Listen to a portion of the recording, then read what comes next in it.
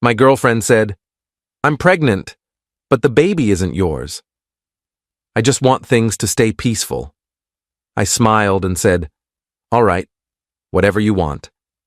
The next day, I canceled our apartment lease, forwarded her message to her ex, and sent a gift basket to his house that said, "Congratulations, you're going to be a dad." 2 hours later, his wife called.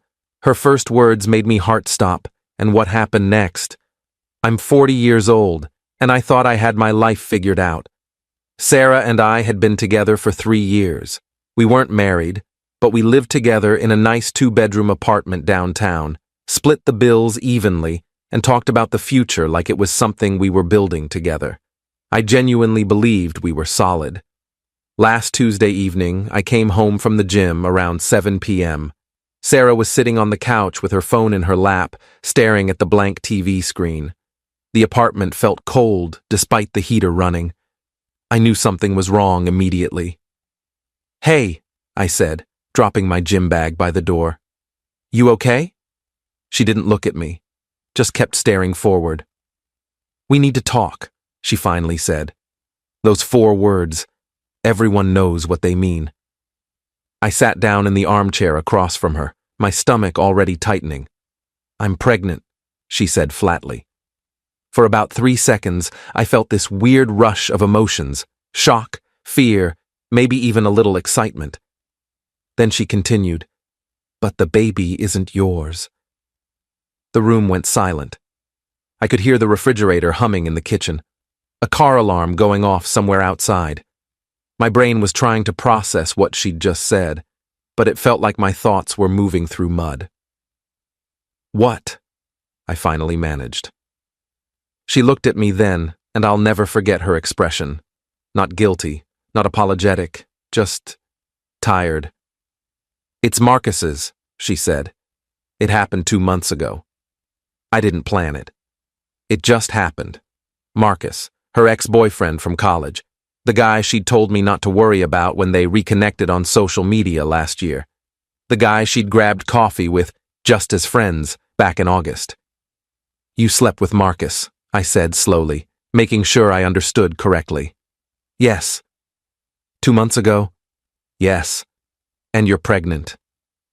"Yes." I sat there for a minute, just looking at her. Part of me wanted to explode. Part of me wanted to cry. But mostly I just felt numb. "Does he know?" I asked. "No," she said quickly, "and I don't want to tell him. He's married now. It would destroy everything. I want to keep things peaceful. Between us. We can figure this out together." I actually laughed. It just came out. This bitter sound that surprised even me. "Peaceful," I repeated. "You want to keep things peaceful." "I know you're angry," she said. "But please, let's not make this harder than it has to be. We can work through this." I stared at her for a long moment. She genuinely thought I was going to what? Raise another man's baby? Pretend everything was fine? Stay with her after she'd been cheating on me? "All right," I said, standing up. "Whatever you want." She looked relieved. Actually relieved. I went to the bedroom, closed the door, and sat on the edge of the bed. My hands were shaking. I pulled out my phone and started making a list of everything I needed to do. I wasn't going to yell. I wasn't going to break things. I was just going to disappear from her life so completely she'd wonder if I'd ever existed. That night, I slept on the couch. Sarah tried to talk to me once, but I told her I needed space to process. She went to bed around 10 p.m. I stayed up until 2 a.m. researching apartment lease cancellation policies and scrolling through Marcus's Facebook page. Marcus Chen, 39 years old, married to a woman named Jennifer for 6 years. No kids. He worked in finance, posted pictures of fancy dinners and golf trips. His wife was a pediatric nurse who volunteered at animal shelters on weekends. She looked genuinely kind in her photos, always smiling. I felt sick thinking about what Sarah had done to both of us. Update: one Wednesday morning, I called our landlord at 8 a.m. sharp. Our lease had a clause that allowed for early termination with 60 days' notice and a penalty fee of 2 months' rent. I told him I'd pay it. He was surprised but didn't ask questions. I told him only my name would be coming off the lease. Sarah could figure out if she wanted to stay and cover the full rent alone or leave. Then I went to the bank and opened a new checking account. I transferred my half of our shared savings into it. We'd been saving for a vacation to Japan. $8,400 split down the middle. I took my $4,200. At 10 a.m., I texted Sarah's message to myself so I'd have a clean screenshot. Then I looked up Marcus's address. Public records are surprisingly easy to access when you know someone's full name and city. I ordered a gift basket online, one of those fancy ones with gourmet chocolates, sparkling cider, and a little teddy bear. I paid extra for same-day delivery. In the gift message section, I wrote, "Congratulations, you're going to be a dad. Sarah's expecting. We should talk. A concerned friend." I added Marcus's home address and confirmed the order. Then I forwarded Sarah's text message to Marcus's Facebook Messenger. I didn't add any commentary, just sent it and blocked her immediately on my phone. I spent the rest of Wednesday packing my essentials: clothes, laptop, important documents. I called my buddy Derek and asked if I could crash at his place for a few weeks. He said yes without hesitation. At 3 p.m., my phone rang. Unknown number. I answered. "Hello? Is this the person who sent the gift basket to 447 Riverside Drive?" A woman's voice, shaky, angry, scared. My heart stopped. "Who is this?" I asked, though I already knew.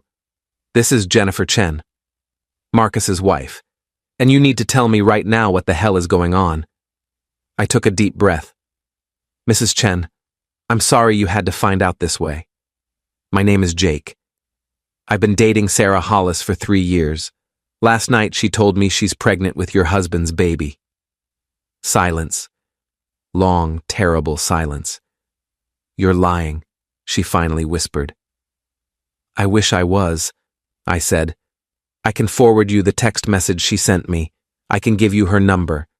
I can tell you that she said it happened 2 months ago, around August, and that she didn't want to tell Marcus because he's married and it would destroy everything." I heard her breathing, fast and shallow. "I need proof," she said. I sent her the screenshot. Then I sent her Sarah's phone number and our address. "I'm sorry," I said again. "I thought you deserved to know." She hung up. I sat there for a minute, staring at my phone. Then I got back to packing. Update 2. By Thursday morning, everything had exploded. Sarah called me 47 times starting at 11 p.m. Wednesday night. I didn't answer any of them. She left voicemails, crying, screaming, begging me to pick up. I deleted them without listening past the first few seconds. Derek's apartment was small but comfortable. He worked from home as a software contractor, so he was there when I showed up Wednesday night with 2 suitcases and a box of belongings. "You look like hell," he said, letting me in. "I feel worse than I look." He didn't pry, just showed me the guest room and offered me a beer. Good friend. Thursday afternoon, Sarah showed up at Derek's building. I have no idea how she found me. Maybe she called mutual friends. She buzzed the intercom. "Jake, please. We need to talk. You can't just do this." Derek looked at me. I shook my head. "He's not interested," Derek said into the intercom. "Leave or I'm calling the cops." She buzzed twice more, then left. Around 4 p.m., I got a Facebook message request from Jennifer Chen. I accepted it. I confronted Marcus, she wrote. He admitted everything. He said it was one time, a mistake, that he was drunk. I don't believe him.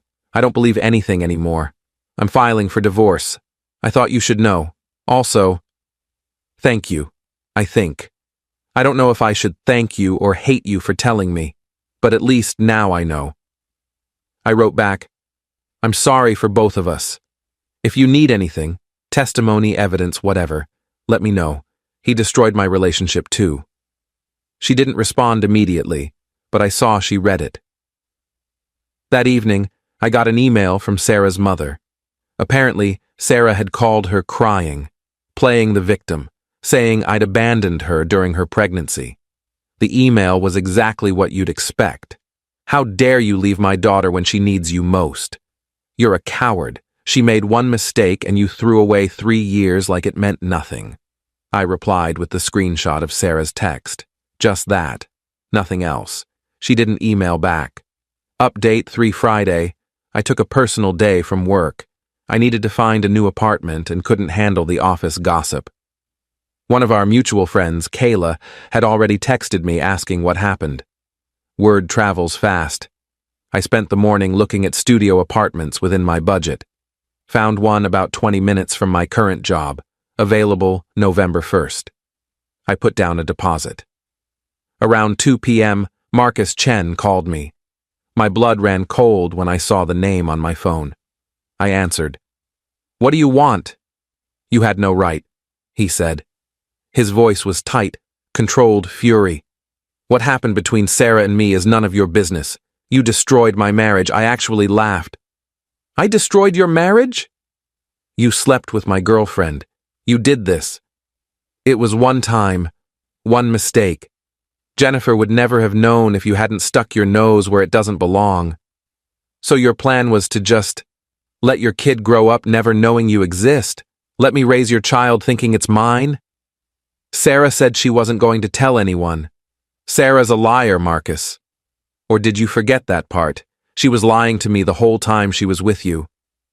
He was quiet for a moment. Then, "Jennifer's taking everything. The house, the savings. She's out for blood." "Good," I said. "She deserves better than you."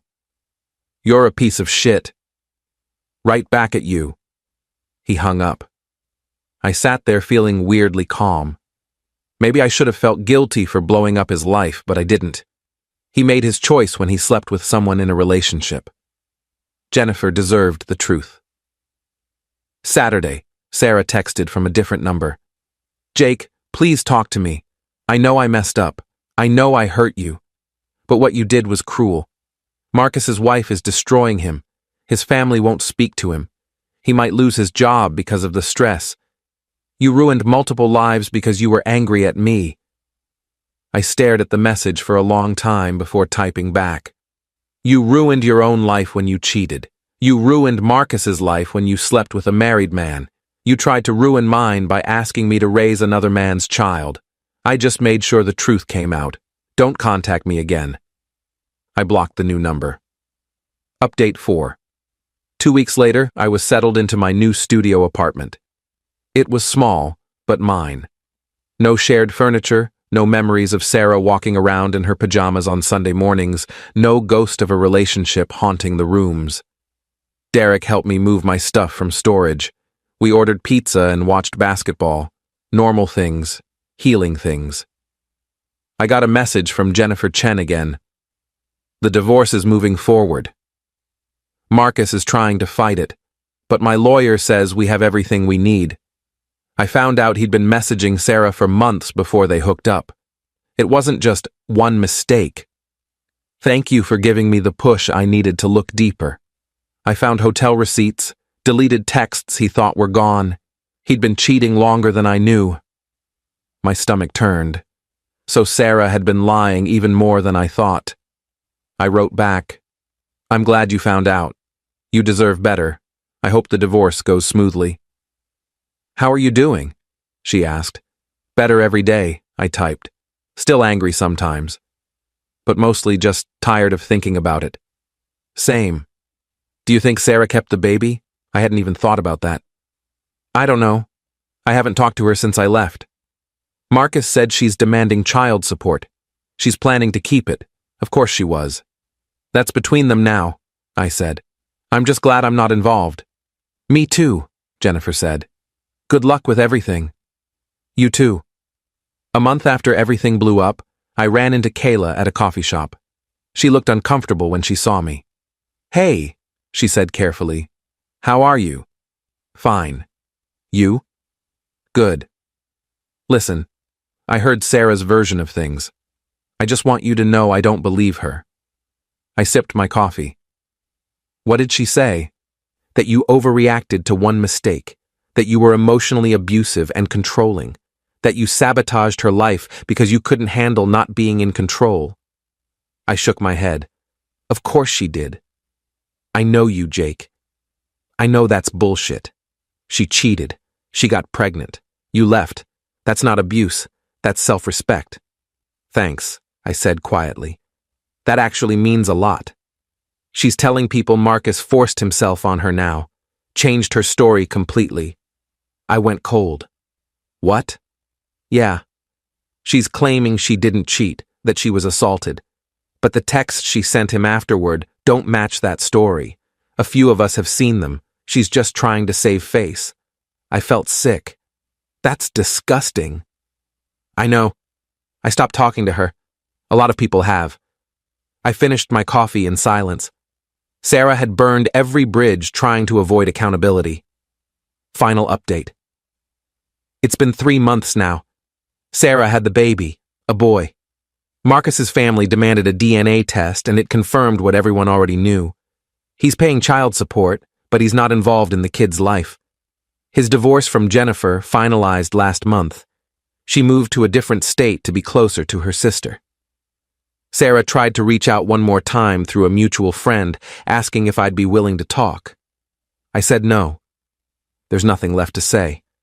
I've started seeing someone new. Nothing serious yet, but it's nice to remember what it feels like when someone actually respects you. Her name's Amy. She teaches high school English. We met at a bookstore, both reaching for the same novel. Cliché, but true. My new apartment feels like home now.